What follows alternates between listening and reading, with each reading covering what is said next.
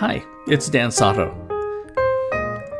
I don't really know what constitutes an Easter egg anymore. I think maybe I don't deliberately put Easter eggs in my videos. I do make sure that my characters I draw represent a diverse pool of people in terms of gender and skin color, even sexuality. In this drawing, a young woman is depicted with the many romantic possibilities she'll have through her life, one of whom, you may notice, is another woman. I had it in my mind that this character, whom I call Maggie, is Jewish. In my mind, my often used Doris is Latina. Van, if you couldn't tell, is supposed to be Asian. But none of those are Easter eggs. However, I do slip in little visual gags and inside jokes that amuse me, little jokes that make me smile. Naturally, I put in examples of things that interest me, writers I like, musical artists I like, actors I like, opinions I support.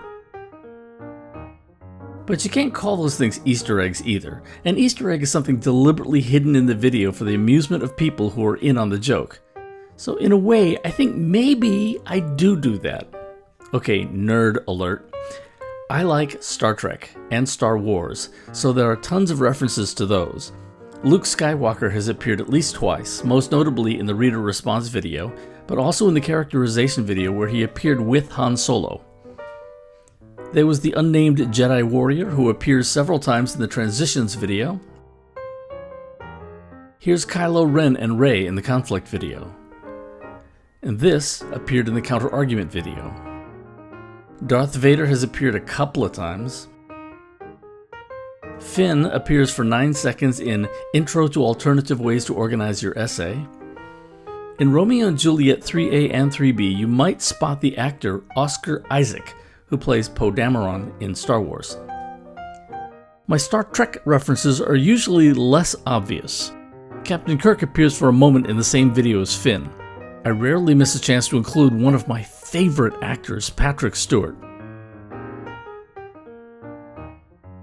I think I subconsciously was thinking of Captain Picard when I drew this one for my theme video back in 2011. My video on word choice and tone includes a minor character from Star Trek Deep Space Nine, and you'd have to be pretty sharp-eyed to notice that Doris knows how to say hello in Klingon. My dog Pele, who has since gone on to the great dog park in the sky, was pictured in the figurative language video. The dog in the inferences video isn't meant to represent any particular dog, but the reference to having gotten into the cinnamon bread, that was Pele. Good dog. Naughty on that day, but a good dog.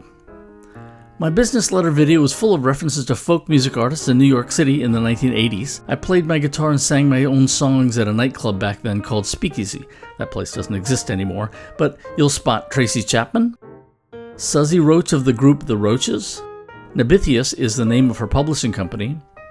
I love David Massengill's music, and Frank Tedesso's too.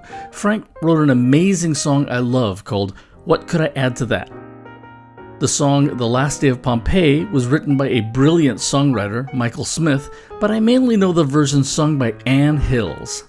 I think that's all I snuck into that one. I don't expect you to know any of these artists, I just put them in there because they made me smile. My favorite musical group, if I had to choose one, would probably be REM. That's why you'll spot the guitarist Peter Buck in the video on annotated bibliographies. Driver 8, Don't Go Back to Rockville, and South Central Rain are 3 of their best songs.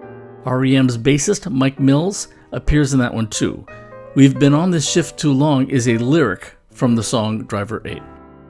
I referred to the unconstitutional incarceration of Japanese Americans several times in that same video. Abe is a Japanese surname. Frank Abe co-authored this book and directed this video.